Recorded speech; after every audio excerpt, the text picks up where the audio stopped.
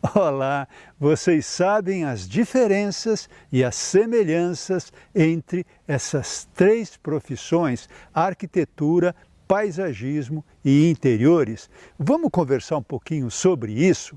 Mas antes eu preciso pedir aquela coisa chata para você, que você se inscreva no nosso canal para que o robozinho possa levar esse vídeo para mais pessoas, tá bom?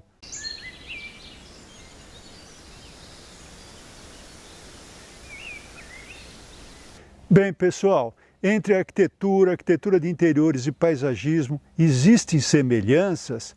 Claro que sim, porque muitos desses profissionais que atuam nessas áreas diferentes fizeram a mesma escola, que foi a Faculdade de Arquitetura.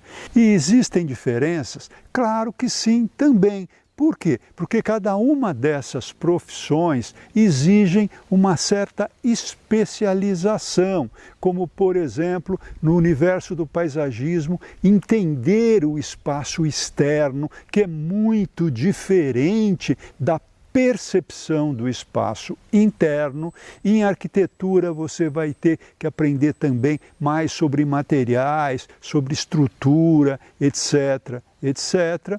E na arquitetura de interiores você também vai ter que saber quais são os mobiliários, quais são os materiais que estão surgindo no mercado ultimamente, para você poder fazer sempre trabalhos melhores. E um outro fator importante também nessas profissões é que os profissionais começam a se destacar nessa ou naquela área, diferentemente, por exemplo, de tempos atrás. O Frank Lloyd Wright, por exemplo, ele colocava que o arquiteto deveria fazer desde a casa, interiores, os jardins e etc.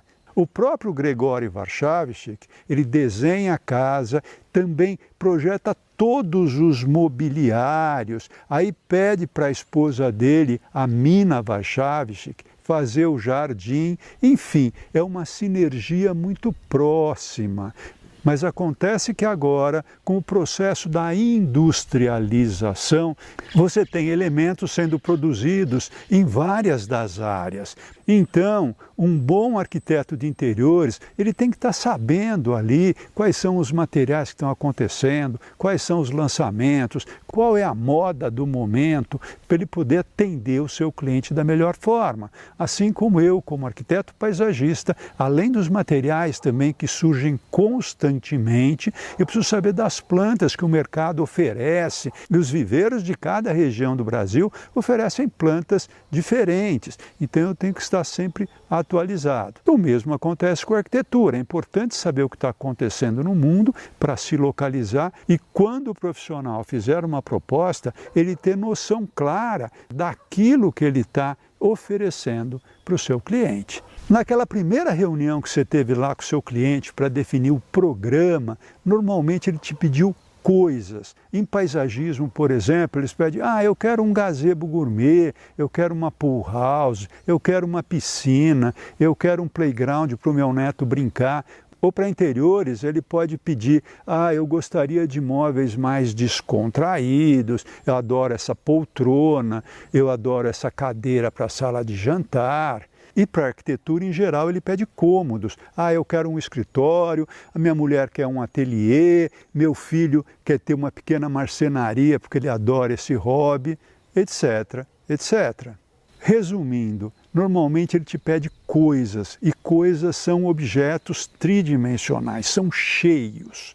E olha que ironia, essas três profissões têm em comum o espaço. E o espaço o que é?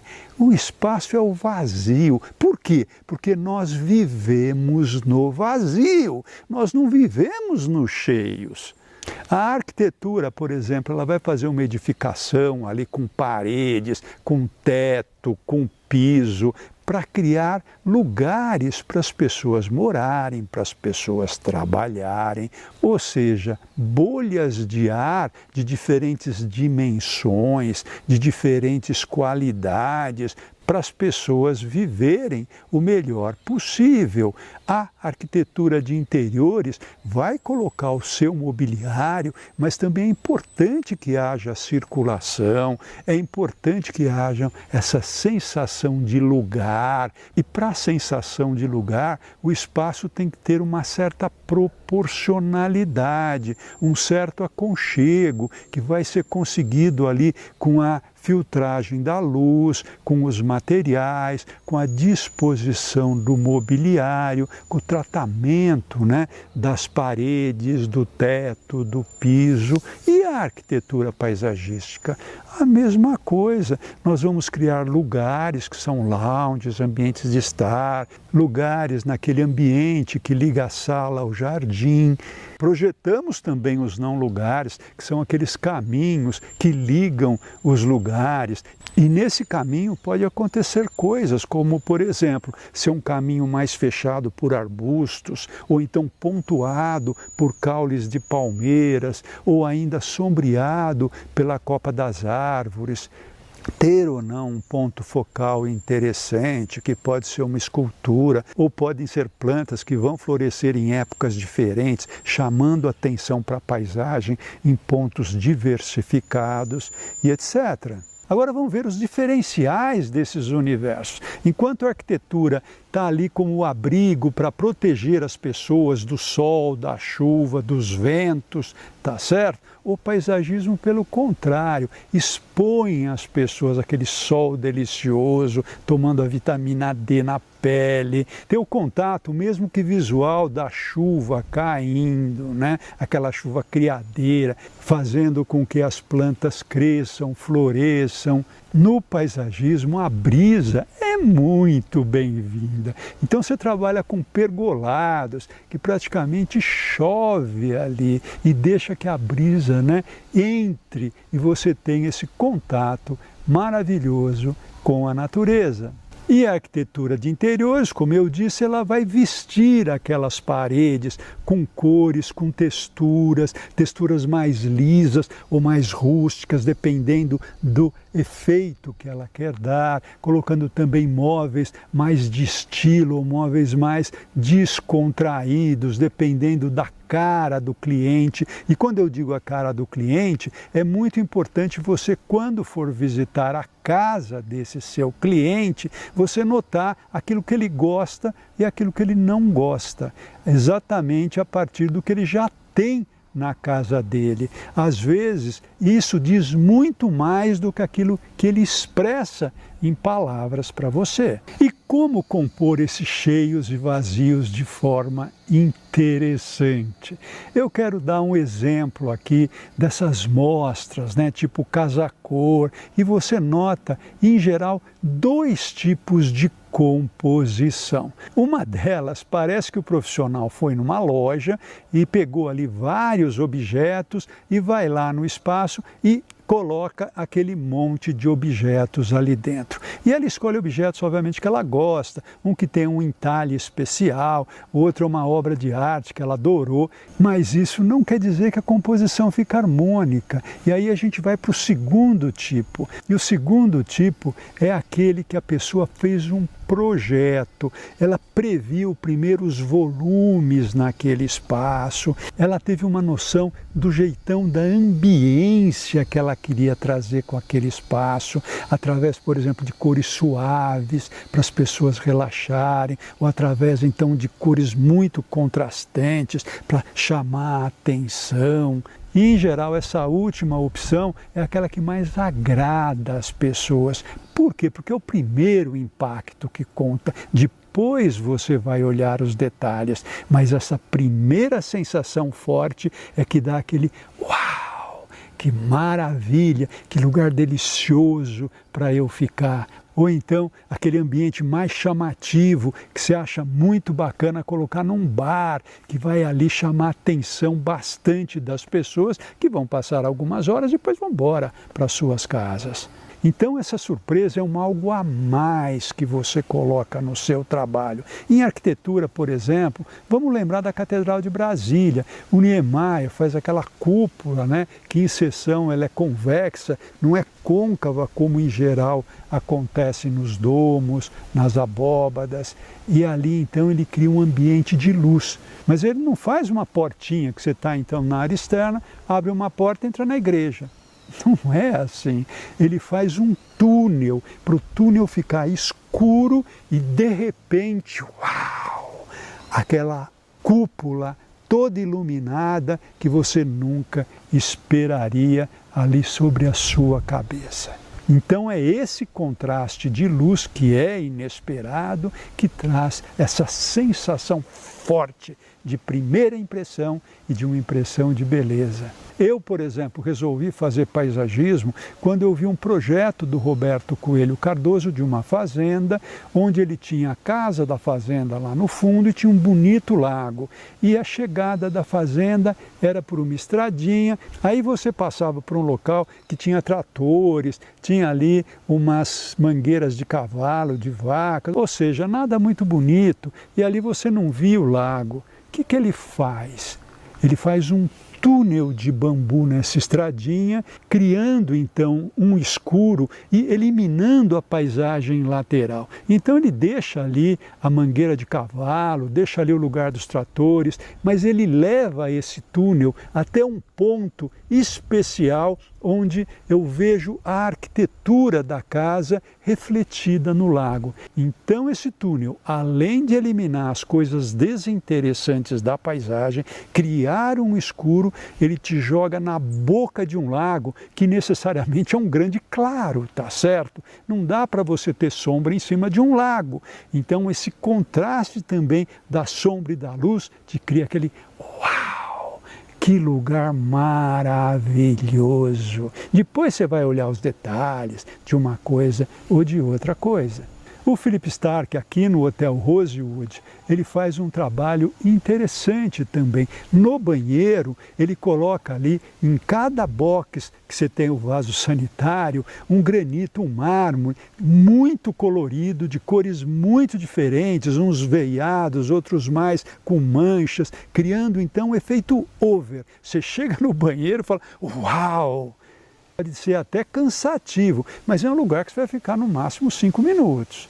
Em compensação, lá no living do apartamento, ele usa madeira nas paredes, ele usa tons de beges super suaves, e ali, usando já a surpresa de ter um jardim com forma de mata lá no 7º andar, ele faz um enorme vidro de 6 metros de altura, carésimo, mas que a um toque de botão esse vidro desliza e você transforma todo o living numa verdadeira varanda. Através do quê? Através da brisa, porque a brisa não estava presente no seu espaço enquanto o vidro estava fechado. Agora a varanda é isso, ela dispõe mais ao espaço externo. E é essa surpresa que você tem depois de ter apertado o botão do 7º andar, você encontra ali uma floresta, tá certo? E o apartamento calmo, gostoso, uma verdadeira paz. Então eu trouxe aqui alguns exemplos, tanto de arquitetura, de paisagismo e de interiores, para vocês começarem a criar um repertório, porque o repertório é fundamental na hora de você desenvolver o seu projeto. E esse repertório você faz fazendo o que eu acabei de fazer, uma análise nos trabalhos das outras pessoas, de grandes profissionais da área que você está escolhendo para ser a sua profissão.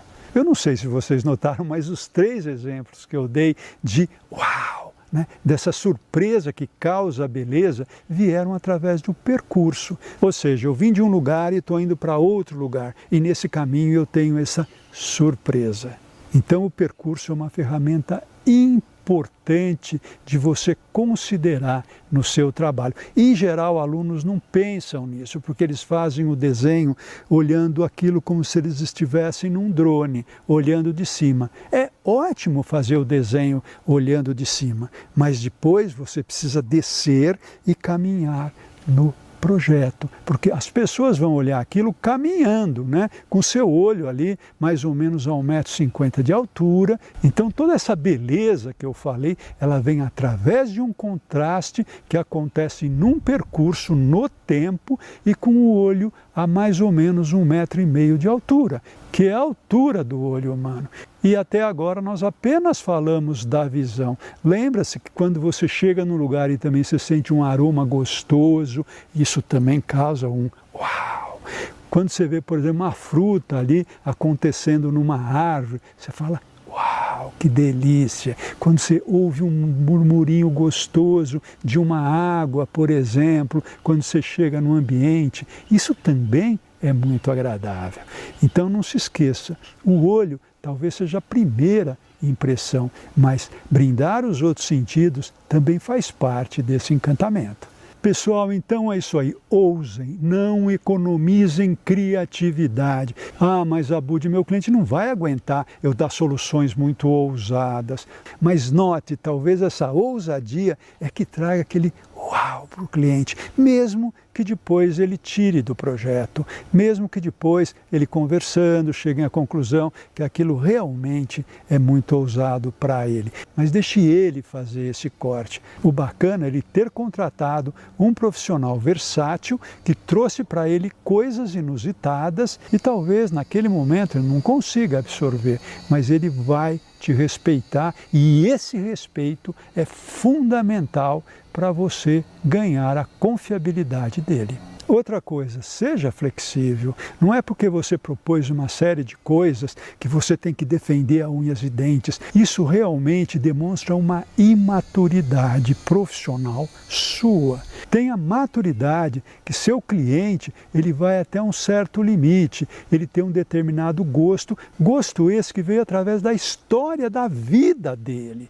Por exemplo, quando ele era criança e estava num lugar mais escuro e a pessoa que estava com ele falou, nossa, que delícia, que paz nesse lugar aqui sombreado, escurinho, provavelmente ele vai desenvolver um gosto para lugares menos claros. Agora, pelo contrário, se ele for criança e alguém falar, nossa, que medo de ficar nesse lugar escuro, ele vai detestar isso quando ficar adulto. Então, respeite aí o gosto e as limitações do seu cliente, tenha a flexibilidade de entender que você pode trazer novas soluções, sim, e realmente você vai começar a se dar bem em qualquer das profissões que você escolher. Pessoal, é isso aí, não tenham medo do papel em branco, até porque realmente, se você for um bom profissional, você nem vai saber que ele existe, tá bom?